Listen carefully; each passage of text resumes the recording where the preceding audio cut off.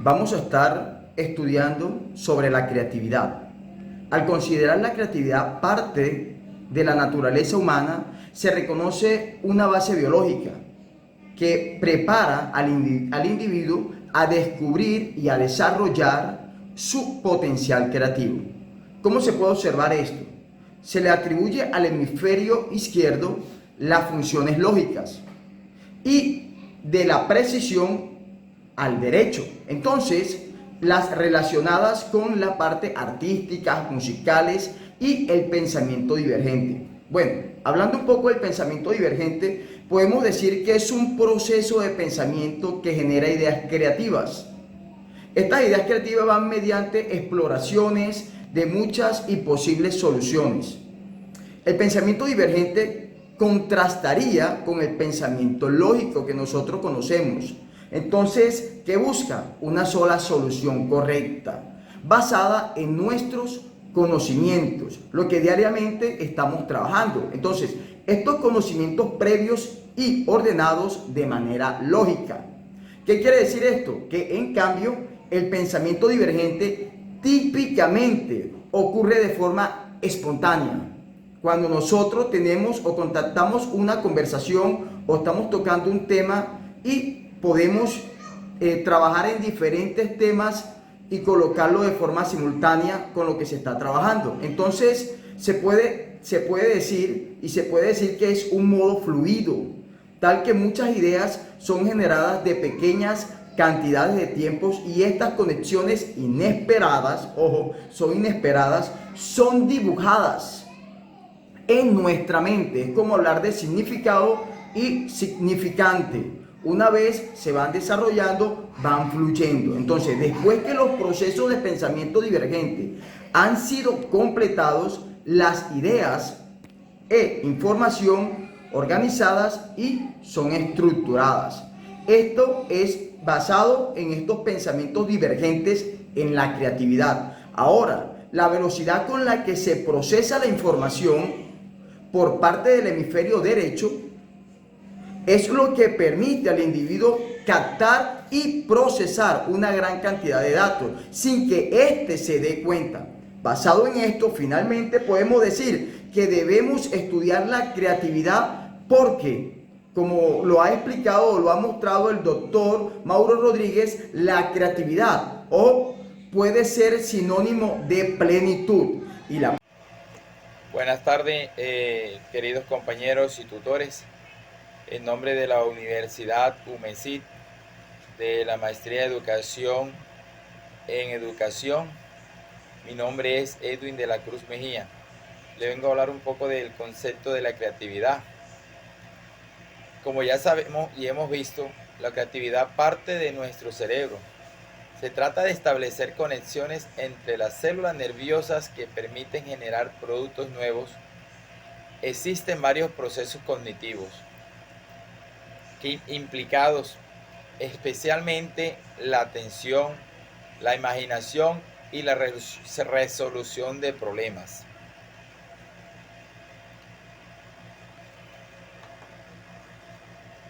¿Por qué estudiar la creatividad? Según el doctor Mauro Rodríguez, uno de los autores contemporáneos que dedicó gran parte de su vida profesional al estudio de la creatividad, ha mencionado algunas de las razones en forma muy particular. Es la sustancia misma de la cultura y del proceso. Sin la creatividad estaríamos en los comienzos de la edad de piedra, viviendo en la selva y comiendo raíces. La creatividad puede ser sinónimo de plenitud y felicidad. El buen pintor goza pintando. El buen organizador disfruta organizando. El buen matemático se deleita resolviendo ecuaciones. Producir cosas nuevas y valiosas es fuente de gozo supremo. Aquí veremos a continuación algunas definiciones que pertenecen a la historia de la evaluación del concepto de la creatividad, según el postulado de algunos autores. Según Guilford, la creatividad en sentido limitado se refiere a las actitudes que son características de los individuos creadores, como la fluidez, la flexibilidad, la originalidad y el pensamiento divergente. Según Thurston, la creatividad es un proceso para formar ideas o hipótesis, verificarlas y comunicar los resultados, suponiendo que el producto creado sea algo nuevo.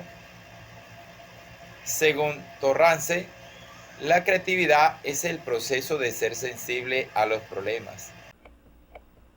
Bueno, para establecer un análisis de las bases biológicas de la creatividad, debemos hacer énfasis en primer lugar en el órgano más grande y más importante que tiene el ser humano, el cerebro.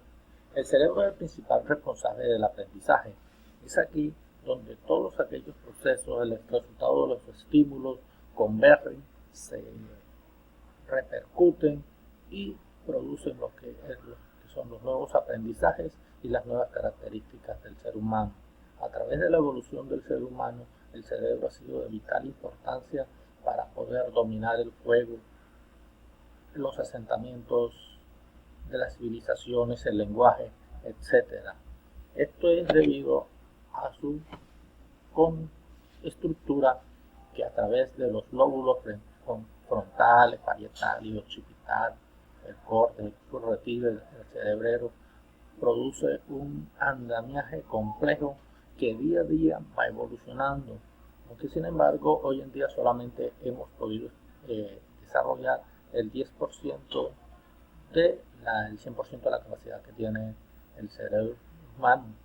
Es allí donde hacemos el énfasis sobre la importancia que tiene para el ser humano el desarrollo pleno del cerebro humano a través de todas las acciones creativas que puedan propender.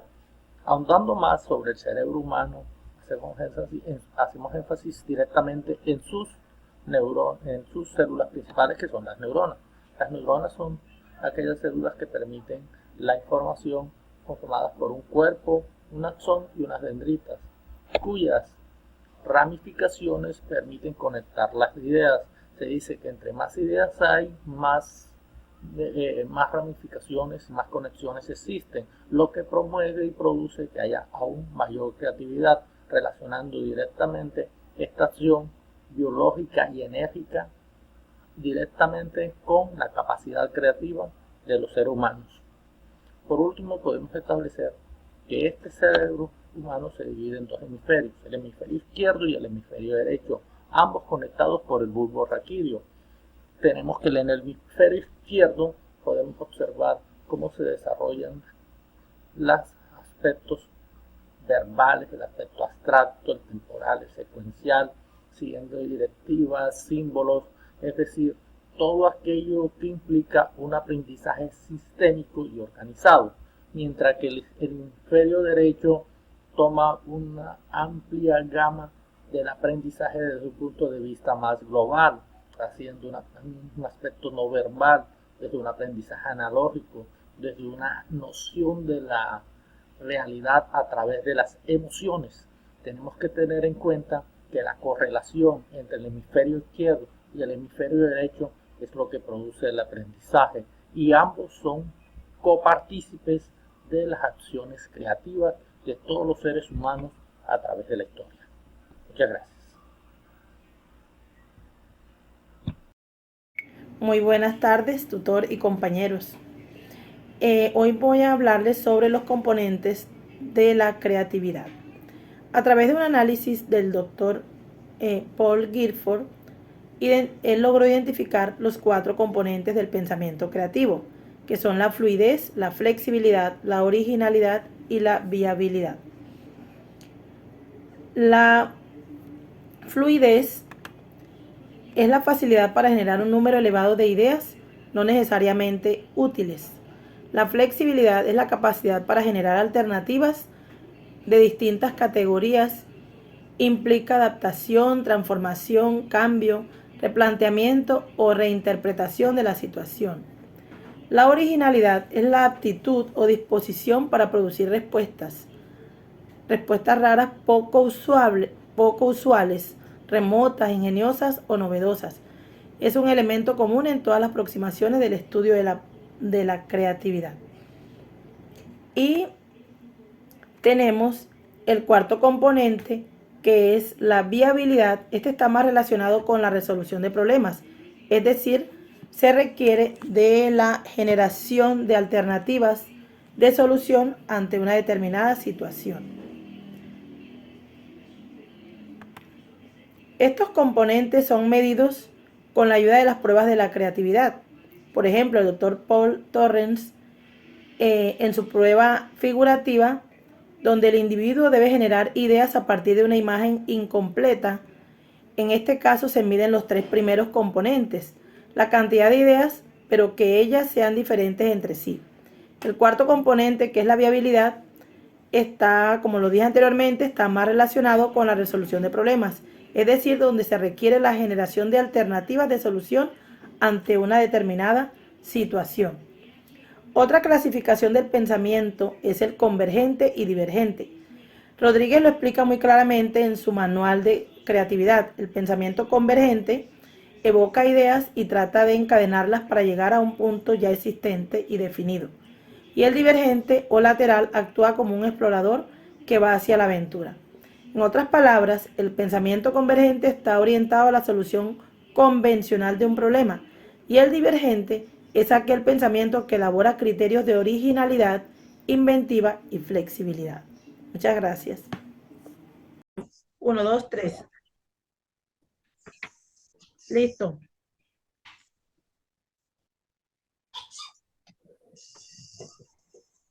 Entendido. Listo. Buenas noches, mis estimados compañeros y tutores. En el siguiente video trabajaremos el ejercicio con el objetivo de estimular la fluidez de ideas y demostrar que el individuo aprende de manera inconsciente. Entonces, a continuación vamos a hacer el ejercicio de llenar este cuadro con los nombres de cada uno de los productos, que quiere decir las marcas. Entonces, les voy a preguntar a cada uno de los compañeros y ustedes me van a responder la marca espontáneamente. Compañero Juan, dígame la marca de un jabón de baño. Le Sancy. Salsa de tomate. Fruco. Vehículo. Renault. Vehículo. Renault. Cereal. Fruit Loops. Refresco. Coca-Cola. Coca-Cola. Muy bien, profe Juan. Ahora seguimos con el profe Talco. Profe Talco, regáleme la marca de un refresco o no, de un blue jean. Un gin Pap Primo. Pap Primo. Ok. De un chocolate. Chocolates me gustan Jet. ¿Chocolate qué? Jet. El que venden en todas las Jet. tiendas. Jet. Pasta dental. Colgate. Muy La bien. clásica. Desodorante. Desodorante Talco Yodora. Talco Yodora, muy bien. Desinfectante. JGB, el de la negrita. Muy bien. Ahora pasamos con la profe Erika Mauri. Una marca de un reloj de pulsera. Casio. Muy bien. Lentes de sol. Ray-Ban. Bolígrafo. Bolígrafo Paper Mate. Perfume. Cielo de Jambal. No me faltó los zapatos. Ahora, después de haber hecho este ejercicio, cada uno de los maestros me va a comunicar y a tutor ¿cuándo y cómo aprendiste esta marca? Entonces comenzamos por Juan. Juan, ¿cuándo y cómo aprendiste estas marcas? Bueno, es interesante la pregunta porque al recordarte estas marcas regresé a mi niñez. La influencia en los años 80 de la televisión era muy marcada en nosotros, puesto que en horarios especiales se veían ciertos programas que eran las de audiencia para niños.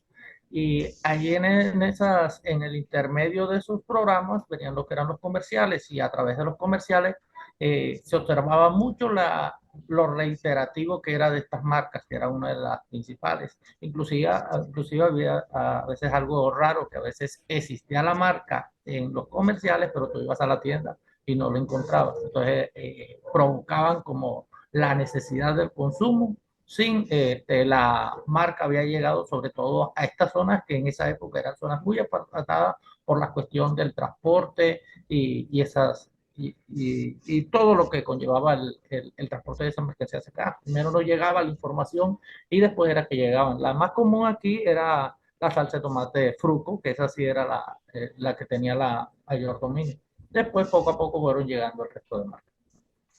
Muy bien, perfecto, compañero Juan. Gracias por su gran aporte de anhelos y añoranzas del pasado, remembranza. Muy bien. Compañero Talco, coménteme usted cuándo y cómo aprendió usted estas marcas. Bueno, adicional del gin, que hace parte de las propagandas de televisión, que es un gin pap primo, lo que es el chocolate, la pasta dental, el desodorante, los desinfectantes, pues en la tienda, yendo a la tienda, ve y compra una crema dental Colgate.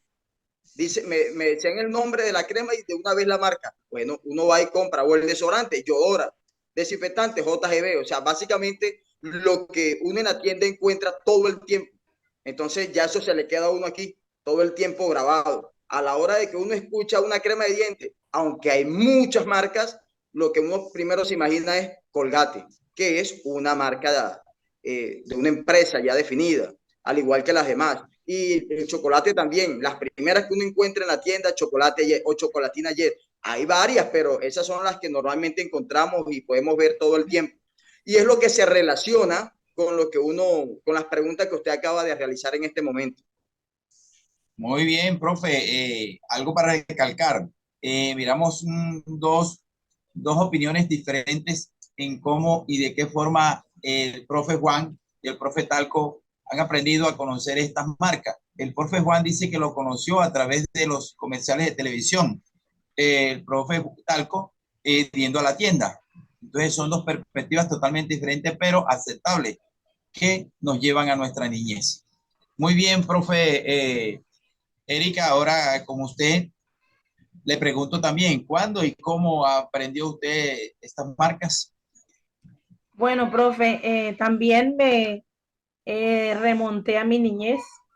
Por ejemplo, en el caso de las gafas Ray-Ban.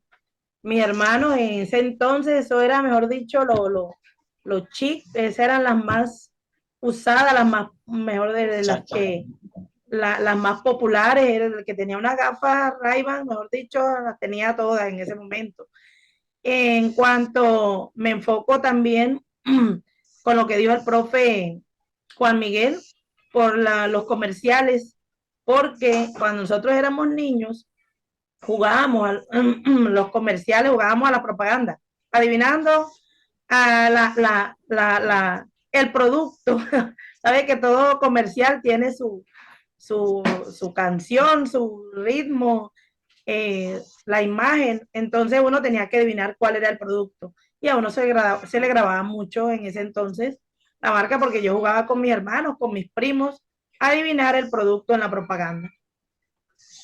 Muy bien, profe. O sea, nos regresamos a algo de remembranza, a nuestra niñez y algo muy importante y puntual a lo cual usted hace referencia, que es a la familia.